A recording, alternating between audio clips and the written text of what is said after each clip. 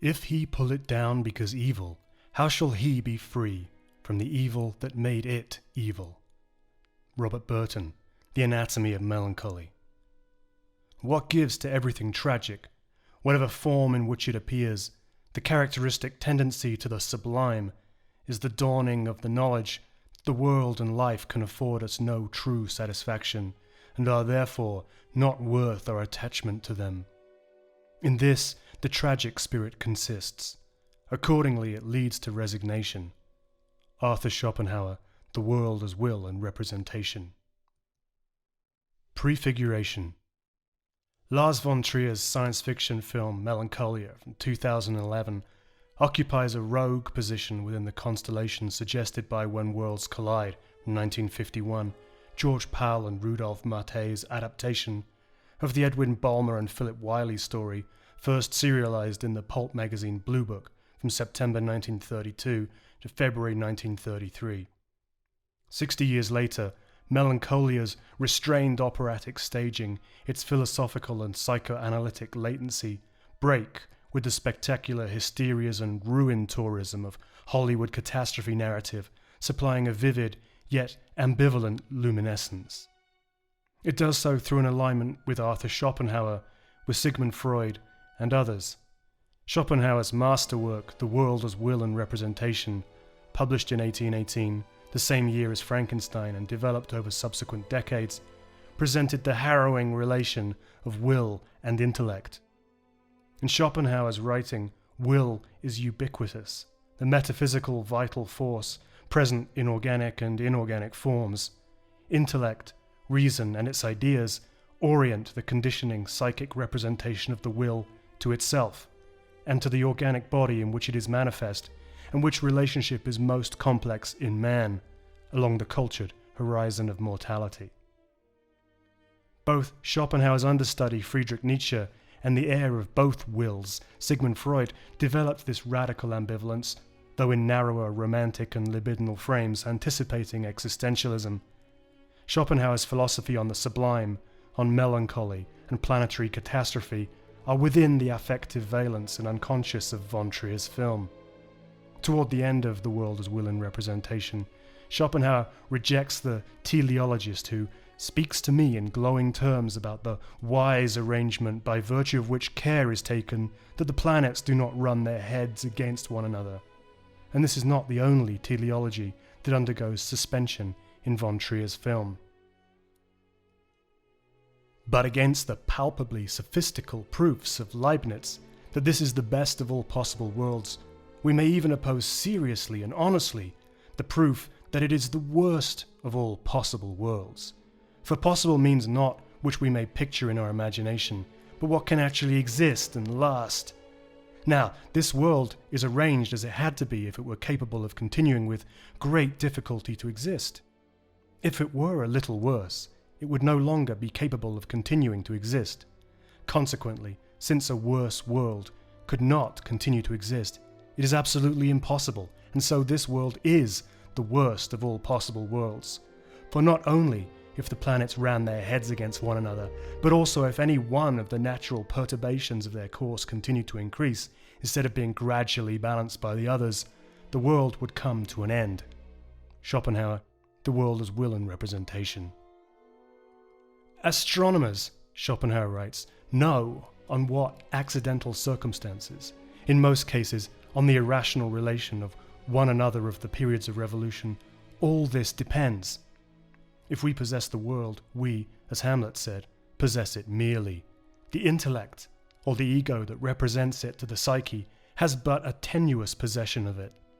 The principles that rationalize against the miserable nature of this world and the untenableness of optimism are vulnerable. Melancholia concerns this precise vulnerability. Will, that blind metaphysical id, is waiting in the chthonic spaces under the thin crust of the earth, in the unconscious. When accident or miscalculation precipitates nature, when the raw powers of that will are given free rein, they must necessarily destroy that crust with everything living on it. And this has occurred at least 3 times on our planet, and will probably occur more frequently. The ego, Schopenhauer suggests, and as Freud will continue, conceals the immanence and imminence of Extinction, the high aestheticization of nature or will into representation is strategic. Von Trier's Melancholy finds meaning in the pessimism of Schopenhauer. All culture is a metaphor for the violence it conceals. Other points of constellation within the When Worlds Collide subgenre of science fiction include Fritz Leiber's novel The Wanderer from 1964, Larry Niven and Jerry Pournelle's Lucifer's Hammer in 1977, Ronald Neam's Cold War movie Meteor from 1979, Michael Bay's mawkish Armageddon from 1998, and Mimi Leder's mediocre Deep Impact, also from 1998. All of these are preceded by Edgar Allan Poe's early science fiction Metaphysic, The Conversation of Eros and Charmian, first published by Burton's Gentleman's Magazine in 1839, and H.G. Wells's short scientific romance The Star of 1897.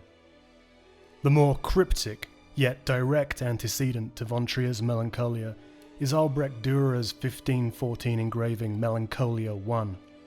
In Dürer's work, a winged personification of melancholia, a blonde woman in a pale or white dress, labours resignedly at some task of geometry, while a comet or planetary body, whose course she may be plotting disconsolately, passes over or falls toward the horizon of the image, over small trees and buildings at the shore of a sea. As Robert Burton recounts in The Anatomy of Melancholy, this variety of melancholy symptoms proceeds from the stars, saith Melanchthon, from the conjunction of Saturn and the moon in Scorpio.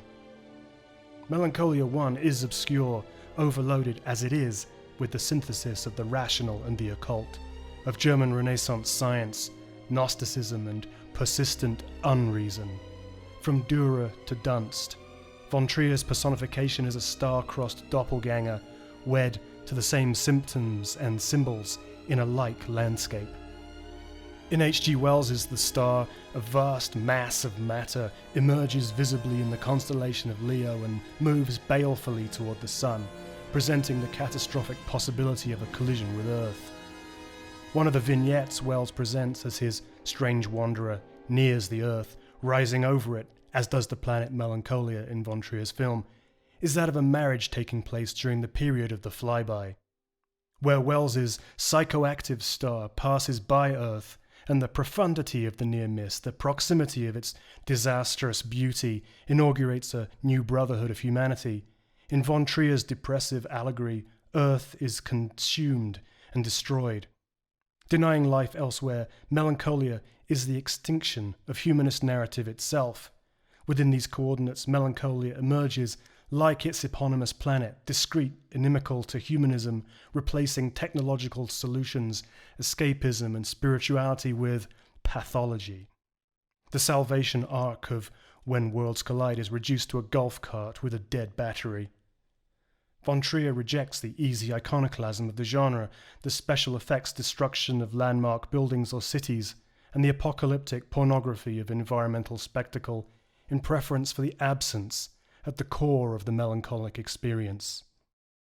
If there is tragedy in Melancholia, and von Trier does much to suggest that there is not, indeed he suggests that the ending is the happiest in all his films, then the tragedy of the consumption of Earth, its consummation in, by, and with physical and psychical melancholia, is also a sublime interstellar romance of will.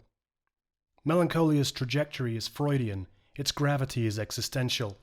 Melancholia is the most complex narrative of the When Worlds Collide catastrophe genre, and one of the few great science fiction films of the 21st century. Drama in general, as the most perfect reflection of human existence, has three modes of comprehending it. At the highest and hardest stage, the tragic is aimed at. Grievous suffering, the misery of existence, is brought before us, and the final outcome is here the vanity of all human striving. We are deeply affected, and the sensation of the will's turning away from the world is aroused in us, either directly or as a simultaneously sounding harmony. Arthur Schopenhauer, Essays and Aphorisms. Melancholia is divided into 3 acts, a prelude of 8 minutes and 2-hour-long acts, Justine and Claire, named for the sisters played by Kirsten Dunst and Charlotte Gainsbourg. The prelude, or the prefiguration of Melancholia, is worth contextualizing within the 19th century Romanticism that haunts the film, beginning with the use of Richard Wagner's Prelude to Tristan and Isolde as overture and leitmotif for the presence of the planet. The so-called Tristan chord of the Prelude articulates the ambivalent glamour of melancholy. It is suspended between ascent and descent, on the spectral axis that connects transcendence and tragedy, approach and retreat.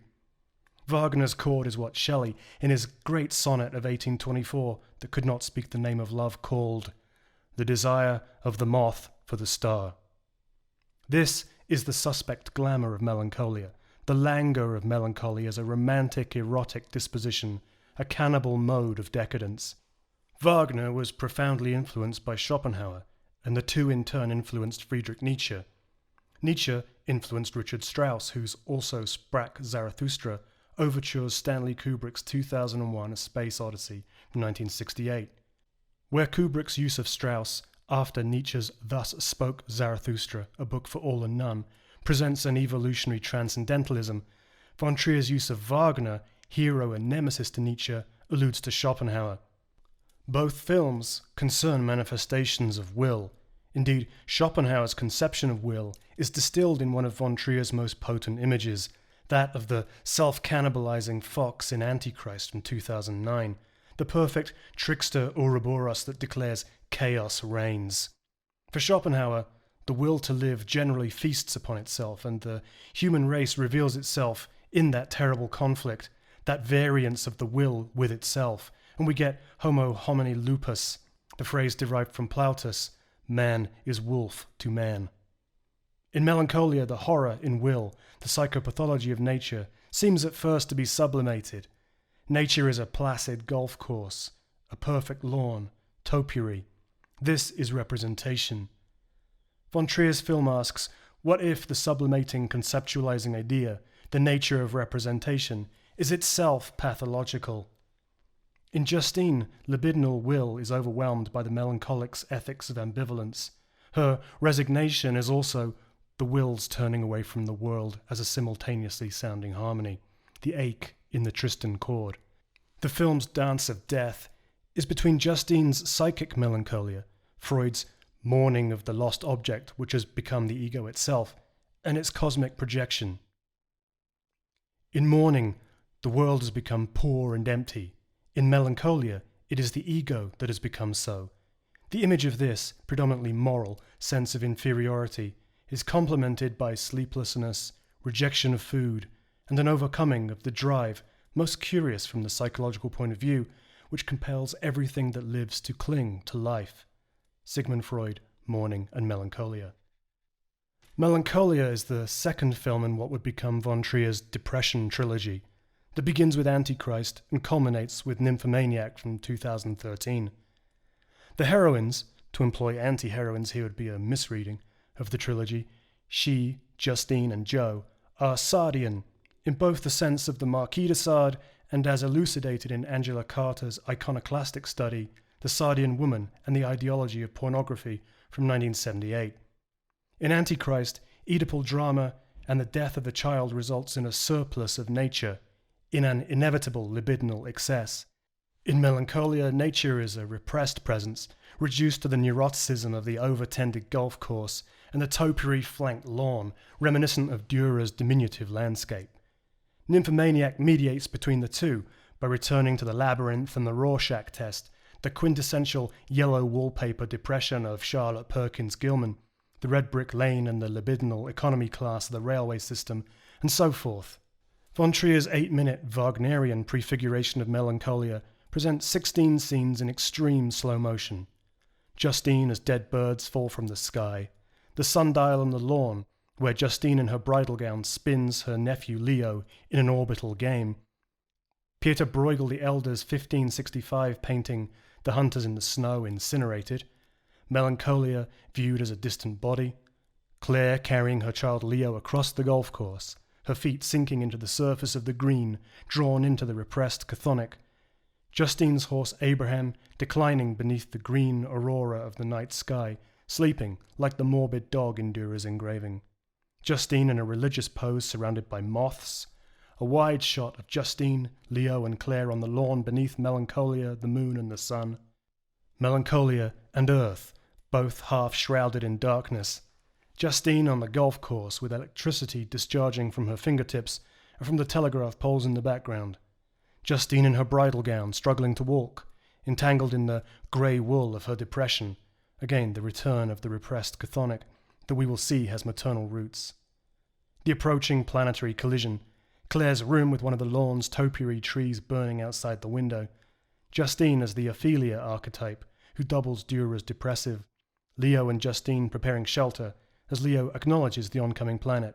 And finally, the collision of Earth and Melancholia, in which Earth is consumed, and the doubled Melancholia of Justine and the planet is consummated, where will becomes representation.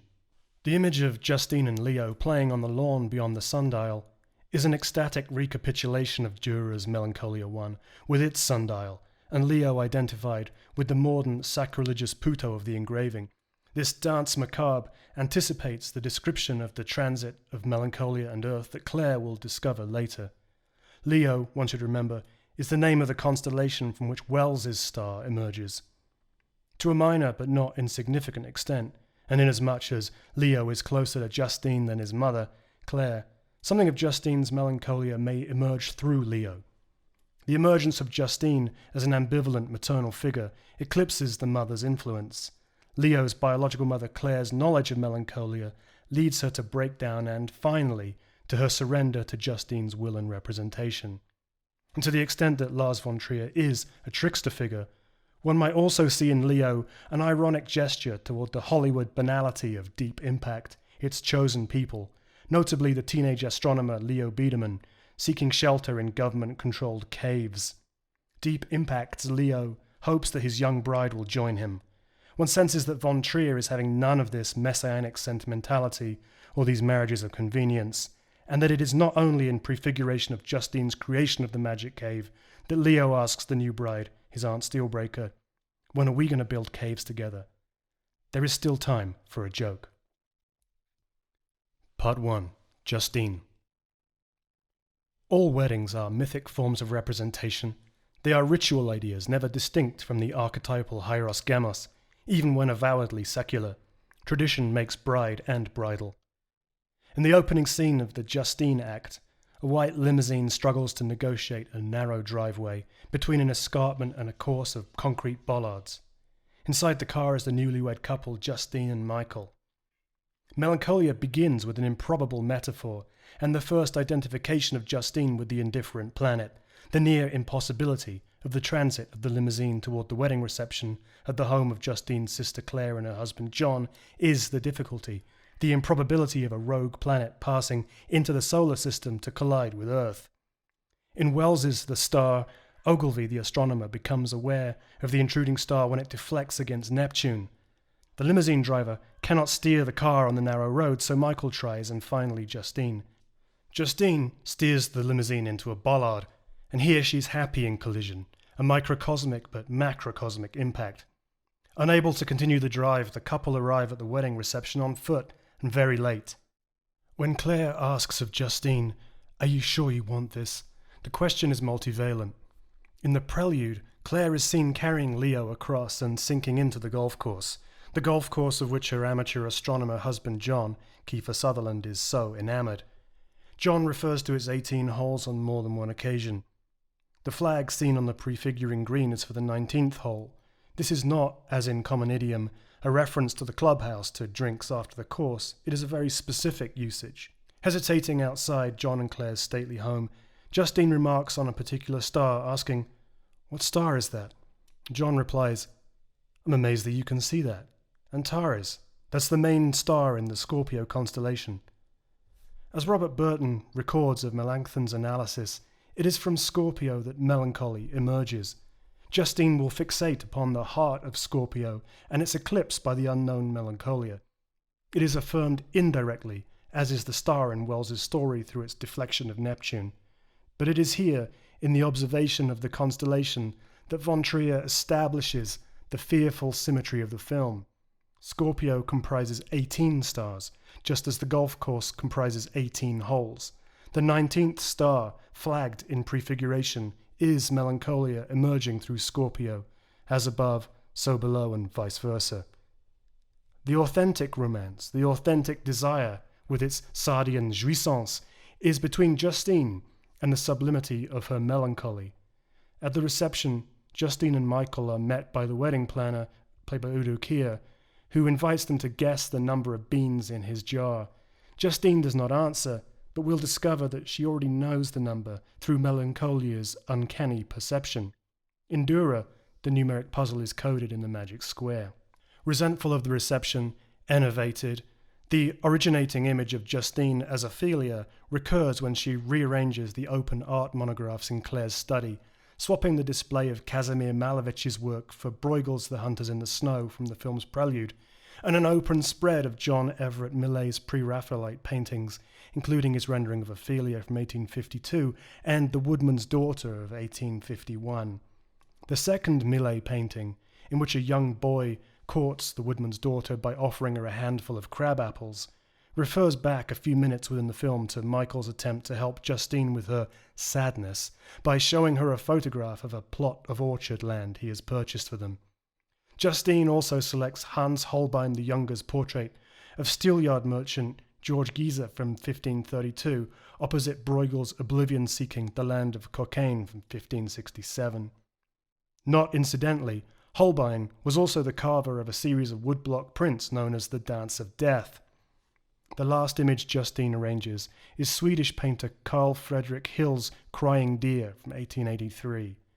Hill's own mental collapse led to his institutionalization at the St. Lars Sanatorium, pun intended, I believe.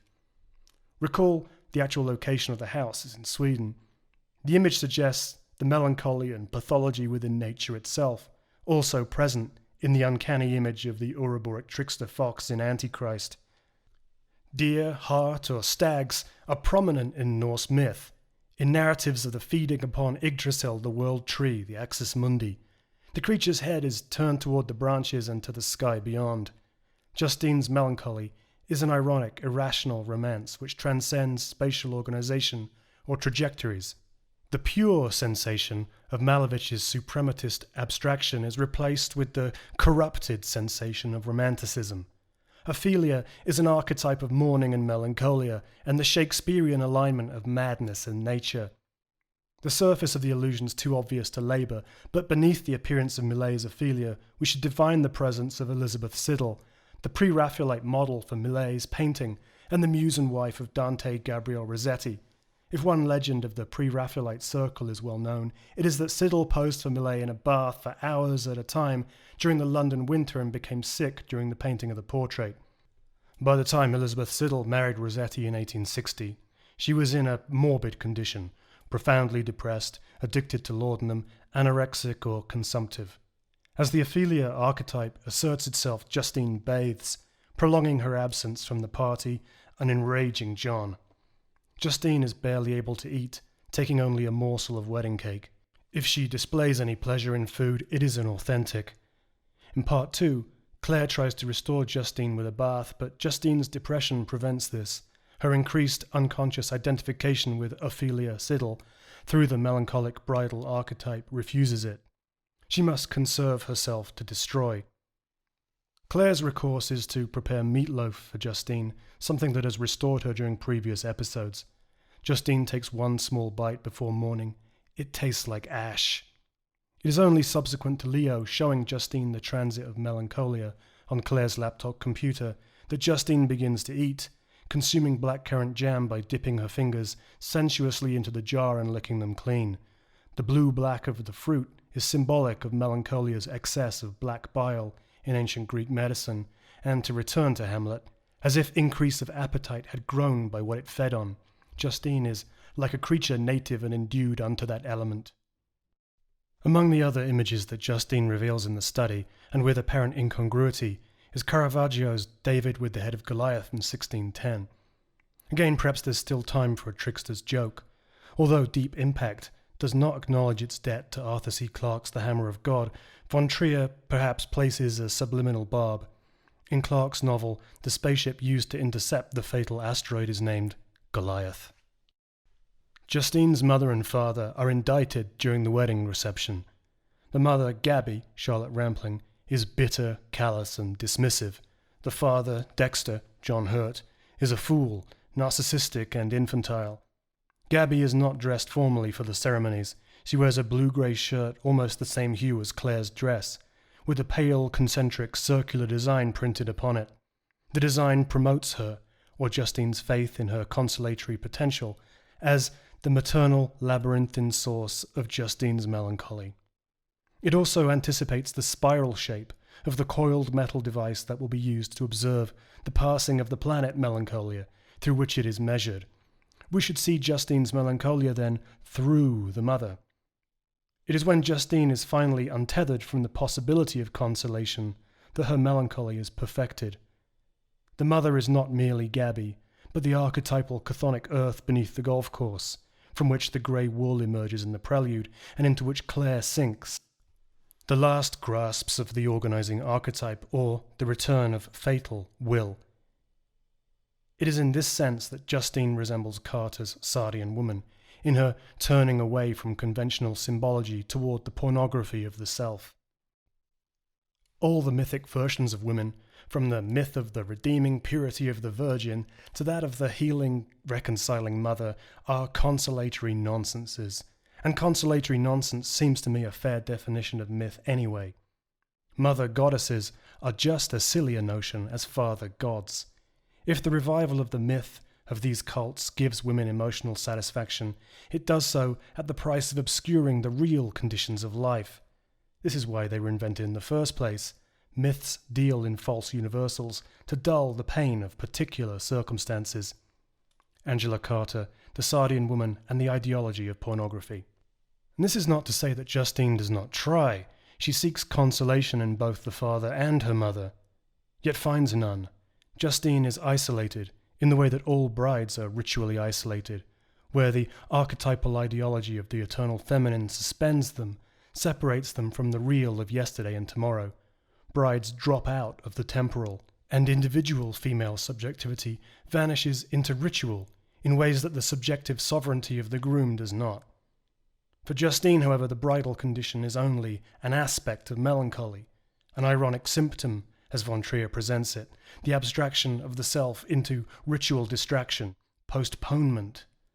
Justine leaves the wedding reception, a psychic dérive begun absurdly in an electric golf cart, where she rips her dress and urinates on one of the golf course greens. It's not enough to say that the earth consoles, and this is primal connection. The urination is recognition and insult. She defiles that which, at this moment in her experience, she understands will blandly succeed her, which she cannot mourn, will. In another sense, earth is the in itself, the thingness, the facticity against which she is thrown into tragedy, that is, into self-conscious being. The melancholic is both above and beneath culture and ritual, the lenses through which she perceives too much. The melancholic sees more of the world, not less. It is the seeing too much, along the disconsolate horizon of being, into the constellation of depression, that initiates the condition, not the failure to recognize consolation. The melancholic is more inside life, beyond the pleasure principle, thus more inside death, and thus inconsolable. She's always already mourning. Gabby offers no consolation when Justine visits her to confine the physical manifestations of her melancholia, that she's having trouble walking properly.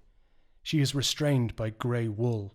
For the mother, all of this is obfuscation and neurotic recalcitrance, and she will offer none of Carter's consolatory nonsenses. "Stop dreaming, Justine," she says, and dismisses her from her room. Give up what remains of idealism. This break permits the turning away of Justine's will to live from the world, from the mother, from earth, to melancholia.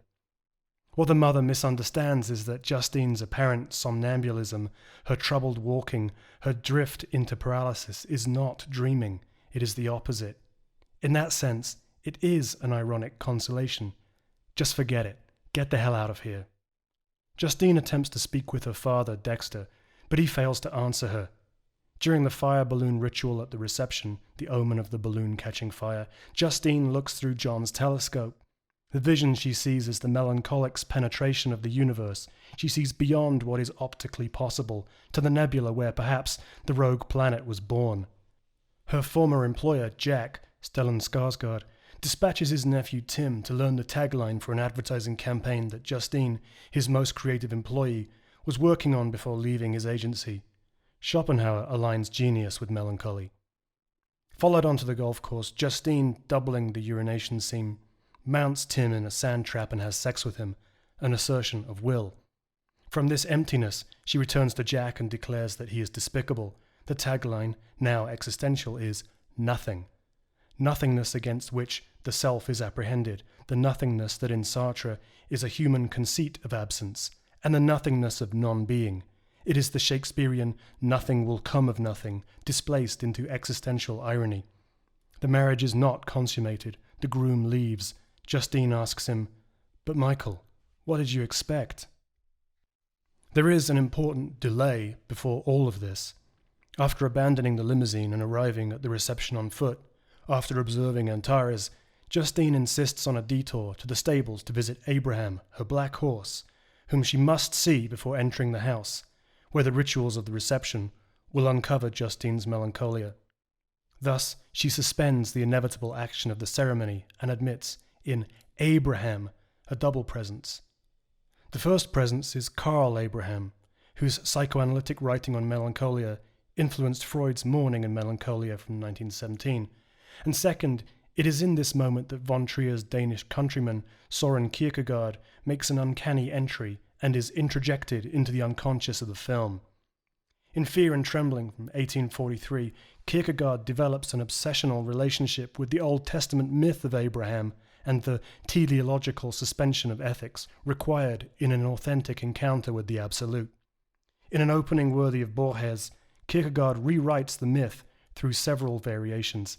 It is, Kierkegaard understands, an unethical demand that God makes of Abraham, that he will ride with his son Isaac for 3 days to Mount Moriah, and there murder and sacrificially burn him as evidence of his obedience. Kierkegaard narrates a series of escapes for father and son, yet comes to the conclusion that Abraham is both admirable as a knight of faith, but repellent as an existential man prepared to cut his own son's throat and immolate him at the valediction of an abstract voice. The crucifixion of Jesus of Nazareth is here prefigured, and he too, in becoming Christ, experiences the teleological suspension in every sense of ethics upon the cross. In his agony, according to the Gospel of Matthew and of Mark, Jesus asks, "Eli, Eli, lama sabachthani," or, "Father, why have you forsaken me?" The profound unreason, the horror, the abnegation of the Son is the primal annihilation, the outbreak of Edenic caprice and violence that defines Judeo-Christian faith. This fact, that true faith demands immoral, unreasoning suspension, was outrageous enough that Kierkegaard cloaked himself in pseudonym to make the point. Fear and Trembling addresses us through the person of Johannes de Silentio. Now we can better understand the distorted presence of both Abraham and John in von Trier's melancholic constellation. John is silence in the film. His faith is bad. He lives the lie of his reason, that melancholia will pass the earth by, and he's also the existential father who refuses the suspension of ethics. He'd rather suicide than murder his son. As his hour closes in upon him, John repeats the word, "unbelievable." And it is clear that he's not merely referring to the angst of the wedding reception and the family romance. His disbelief is the repulsion of Johannes de Silentio toward Abrahamic ethics. The incongruous gift that John's son Leo gives Justine as a wedding present, a dagger, is illuminated in this reading. It is the sacrificial knife of Jehovah. Justine, as embodied melancholia, can bear it with resignation. Where Jehovah and Christ annihilate the family, Justine will return the knife to the boy and they will fashion their magic cave with it. The prefiguration scene during the prelude of Melancholia, as Justine looks upward while the boy possesses the knife and constructs rather than kills, is not himself sacrificed even in the shadow of the Absolute, rebukes the Abrahamic fiction. On the 2 occasions when Justine rides the horse Abraham, he refuses to cross a small bridge, and this is precisely von Trier's rejection of suspension, of faith or teleology. It is only through these distortions that Melancholia countenances the bad faith of faith at all. Part 1 of Melancholia concludes with this first refusal of Abraham, and Justine's observation that the red star is missing from Scorpio and Tara's is no longer there. In the melancholic, will and intellect reach their impasse and run down like a clock that runs down without a stop when a certain screw is removed. Part 2. Claire.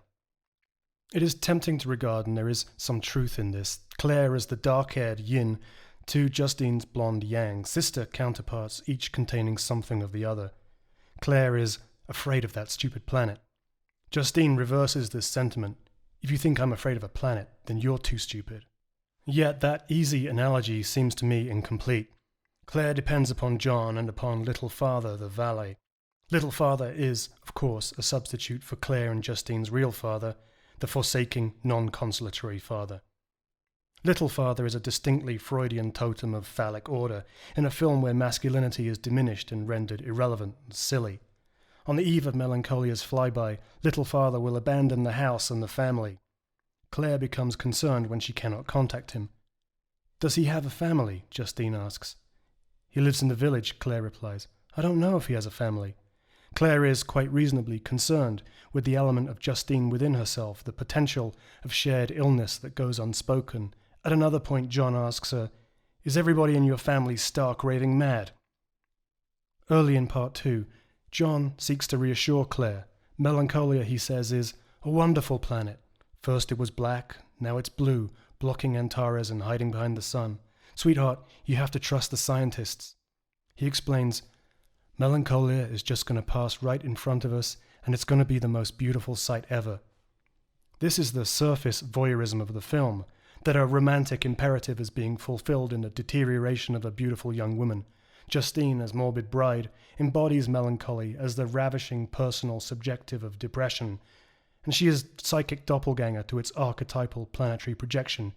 It is her projection, her representation, her intellectual relation to will, the melancholic's reverie. As Schopenhauer says of nature, almost as it were in anticipation of John, but is the world then a peep show? These things are certainly quite beautiful to behold, but to be them is quite different. Otto Rank's writing on microcosm and macrocosm discusses this zodiacal mapping upon the body, or magical anatomy and celestializing personification in some detail.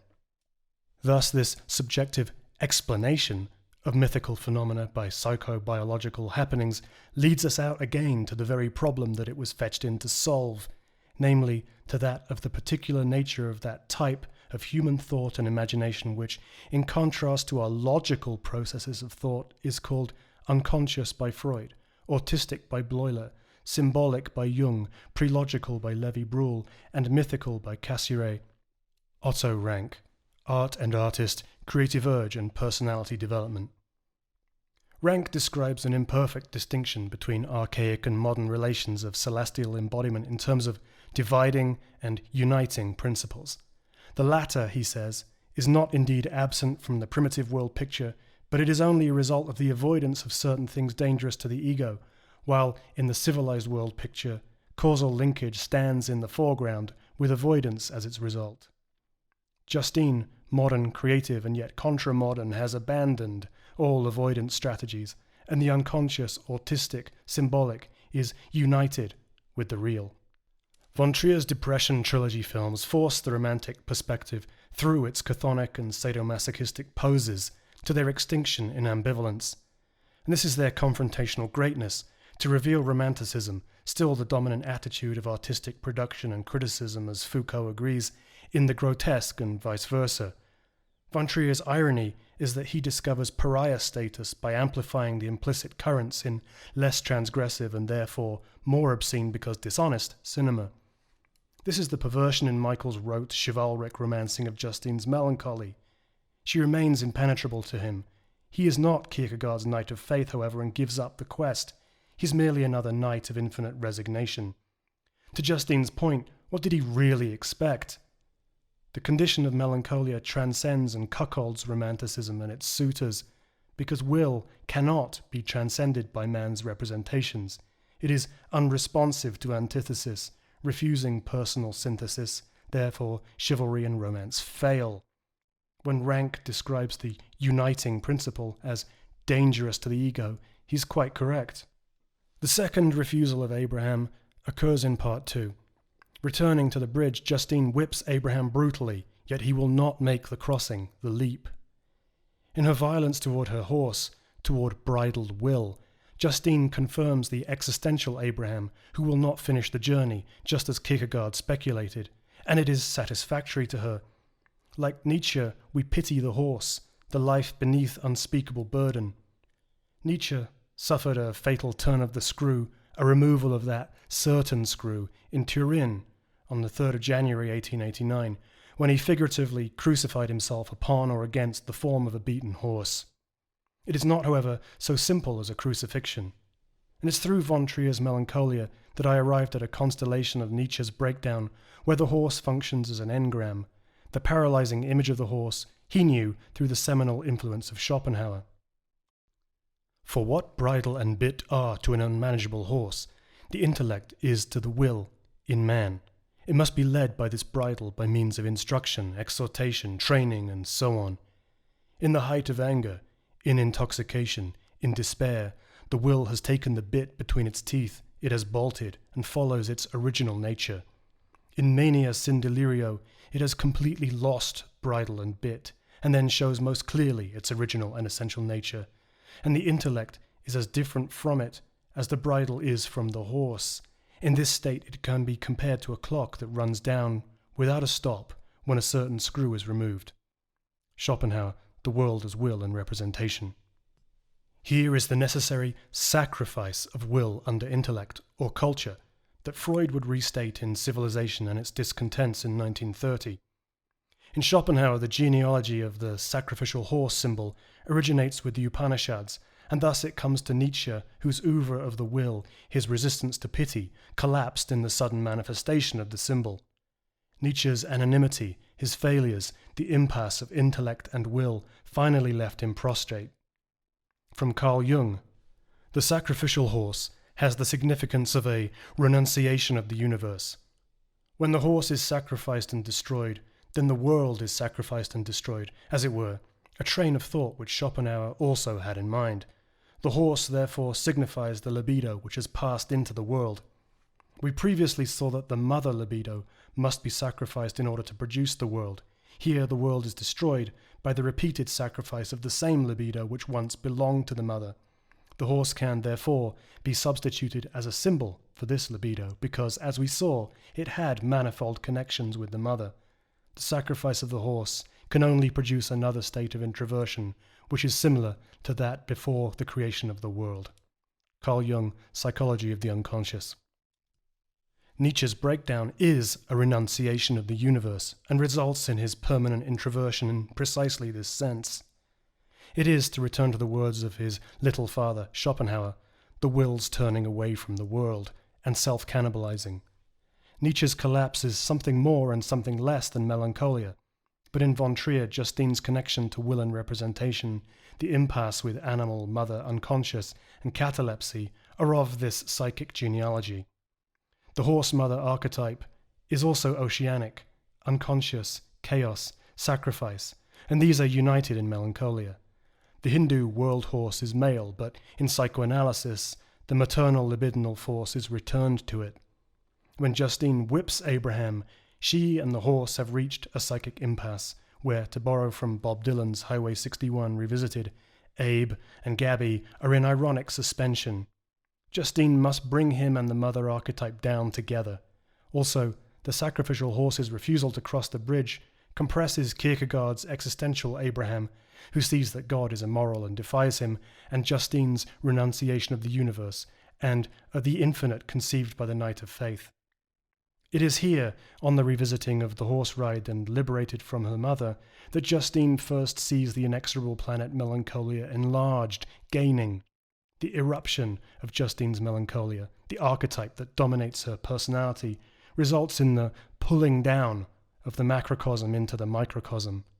It would be incorrect to regard Justine's archetypal pulling down as suicide, particularly in its celestial scale, but the same spontaneous and compensatory appearances of the archetype are necessary to the suicidal act. The act of suicide is a compensatory symbol to the inundation by the spontaneous eruption. The image or tragedy of the suicide signifies the inundation of the psyche with an implacable archetype. In The Great Mother, an analysis of the archetype, Erich Neumann describes this threatening manifestation, and Neumann's language of seizure and constellation are ironically and directly appropriate to Justine in her paralysis and star-crossed relationship with the personifying planet. A state of biopsychical seizure is always connected with the constellation of an archetype. This latter may bring about a change in the instincts and drives, as well as in the passion, affectivity, and, on a higher plane, in the feeling tone of the personality on which the archetype works.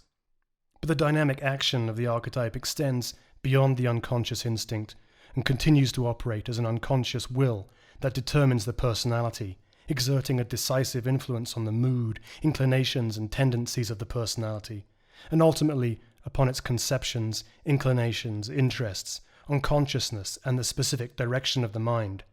Erich Neumann, The Great Mother. Justine leaves the home by taxi only to return. This is the false exit of the planet, a doubled movement in the dance of death. Attended by Claire and little father, she discovers that food tastes like ashes. She grieves for the food, for sensuality, until they remove her from the dining table. Claire helps Justine to pick blueberries, hoping to discover some pleasure for Justine, yet unwittingly reinforcing the blue-black humour of her disposition. The distressed bird and snowfall conflate the moment with Brueggel's The Hunters in the Snow. At the dining table, Justine eats blackcurrant jam from its jar with her fingers. Her appetite has turned symbolically upon her. Her depression nourishes her itself. As Carl Abraham writes in a short study of the development of libido viewed in light of mental disorders, the introjection of the love object is an incorporation of it, in keeping with the regression of the libido to the cannibalistic level. Elsewhere, we have explained that identification is the preliminary stage of object choice, and the first way, ambivalent in its manifestation, in which the ego selects an object. It may assimilate this object, and, in accordance with the oral or cannibalistic phase of libido development, may do so by eating it. Abraham is probably right in tracing the rejection of nourishment, which is apparent in severe forms of the melancholic state, back to this connection. Sigmund Freud, Mourning and Melancholia. Claire tries to help Justine into the bath, yet she becomes rigid, paralyzed. Her body assumes what Wilhelm Reich referred to as an armor against submersion. This is actually more complex than allusion only to the consumptive Elizabeth Siddal in her bath, a refusal of Ophelia that I've mentioned previously. For Melancholia is ascendant. It rises, and when it rises, it is viewed over the sea beyond the lawn. Figuratively, it comes out of the water, the return of a repressed archetype. And in her identification with the planet, the macro, Justine will not be submerged below the horizon of her self-eating consummation with Melancholia. The second horse ride is planned, and as Justine grooms Abraham, John, maintaining a Kierkegaardian silence, prepares with lanterns, gasoline, propane and water, even as he expects the collision. Like the biblical Abraham, he plays along. He takes photographs on the lawn with Leo. As Claire, de Lune, studies the moon and Melancholia in the same sky, Justine emerges from the house and makes her somnambular way across the lawn. As von Trier's Wagner motif returns, Claire is compelled to follow. She discovers Justine, naked, reclining upon rocks beside, crucially above, the stream that the bridge crosses, where Abraham was whipped into submission. It is a sublime, melancholic reverie. Justine's repose references Titian's 16th century Andromeda, or perhaps even Dali's dream caused by the flight of a bee around a pomegranate a second before waking from 1944. The image before Claire uncannily returns to Verlaine's poem. Claire observes Justine bathed in, illuminated by, with, in Melancholia. She knows that she has intruded upon a seduction, but whether the planet has seduced Justine or whether Justine is pulling the planet down upon them, Claire cannot understand. Something like an incestuous shame sets a flicker of repulsion to work in her, and troubled, conflicted, Claire turns away. The following day, Leo creates the circular wire device that will be used to observe the proximity of Melancholia. to reassure Claire that it is moving away from Earth after its flyby. The device, we should recall, is prefigured by the labyrinthine spiral image on Gabby's blouse. At some cost to herself, Claire observes the planet through John's telescope. Disturbed, she searches the internet for Melancholia Death, and this leads her to the Earth and Melancholia Dance of Death article, where she observes the projected collision path and tries to print the course. A power cut caused by the atmospheric interference of Melancholia interrupts her. John arrives with a lantern, regards Claire's mild panic and the half-printed trajectory. Claire drives to the pharmacy to buy sleeping pills. John sees them. Do you plan to kill us all? As he attempts to reassure her, Abraham and the other horses are increasingly agitated. On the eve of the encounter with Melancholia, the seduction realized, the perils of submersion sublimated, Justine takes a bath in order to ascend and eats chocolate. Claire explains unconvincingly, "It'll pass us by tonight. John is quite calm about it." John, she says, studies things. Against this study, Justine possesses knowledge, including the knowledge of the number of beans in the jar from the wedding reception game. Here, Justine paraphrases Schopenhauer. Justine, the earth is evil. We don't need to grieve for it. Nobody will miss it. Claire, but where will Leo grow up? Justine, all I know is life on earth is evil. Claire, there may be life somewhere else. Justine, but there isn't. Claire, how do you know? Justine, because I know things. I know we're alone. Here she guesses the number of beans. Life is only on earth, and not for long. Melancholia rises as if from the primal sea. Justine, Claire, John and Leo are on the terrace. After the planet's passing, John proposes an idealist's toast. To life, subtly confessing at last his silenced doubt. Claire is aghast. To life? What do you mean to life? You said it was going to be okay. John replies, well, there was no sense in alarming everybody. Reversing, John confirms at dawn that Melancholia is indeed in its elliptical dance of death and the worlds will collide. Claire, awakening to find John absent, uses Leo's wire device and discovers the same. John refuses the teleological suspension of ethics that would allow the Old Testament Abraham to kill Isaac, or he, Leo, and instead takes his own life. When Claire finds John, he has suicided with all of her sleeping pills. She covers John in straw and releases Abraham from the stables, before making breakfast and lying to Justine, claiming that John rode to the village. Justine eats, now Claire cannot. She observes Melancholia again and sobs. Justine is passive, her symptoms absent as integration or oblivion is almost fully realized. Claire attempts to reach the village, which is here civilization reduced to a futile, absurdist parish, in a golf cart. Justine reproaches her, but this has nothing to do with the village.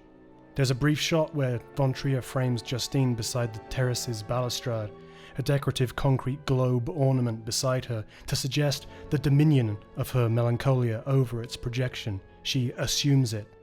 It alludes to the globe in Dürer's Melancholia 1, and the globe is also in the position of Goliath's decapitated head in Caravaggio's painting. Claire drives across the golf course with the sleeping Leo in the cart, but the cart fails on the bridge, as did Abraham. Melancholia's imminence and immanence corrupt the atmosphere, and the phenomena of von Trier's surreal Prelude are realized. Claire makes another futile gesture, inviting Justine to drink wine on the terrace awaiting the collision. Justine mocks her. What does she want, to play Beethoven's Ode to Joy and light candles? Claire says that it would make her happy to meet one another in catastrophe on the picturesque terrace. Justine calls Claire's plan a piece of shit. Claire, I just want it to be nice. Justine, nice? Why don't we meet on the fucking toilet? Claire, sometimes I hate you, Justine. In Carl Abraham's analysis of Melancholia, this anal sadism is an alignment of contrary tendencies, conserving and destructive. The melancholic will defend violently the loss of the object, and Justine conserves her destructive moment against Claire's sentimental humanism. Meanwhile, Leo watches as Abraham the horse returns, walking onto the lawn. Justine embraces and consoles Leo. He's forgotten about the magic cave. Justine and Leo construct the cave, a teepee without hide, from branches they cut with the dagger that Leo gave her as a wedding present. Dürer's melancholic rests her toe upon a sore. Idealized nature is flimsy against and cannot withstand the cannibalizing will of real nature, of cosmos.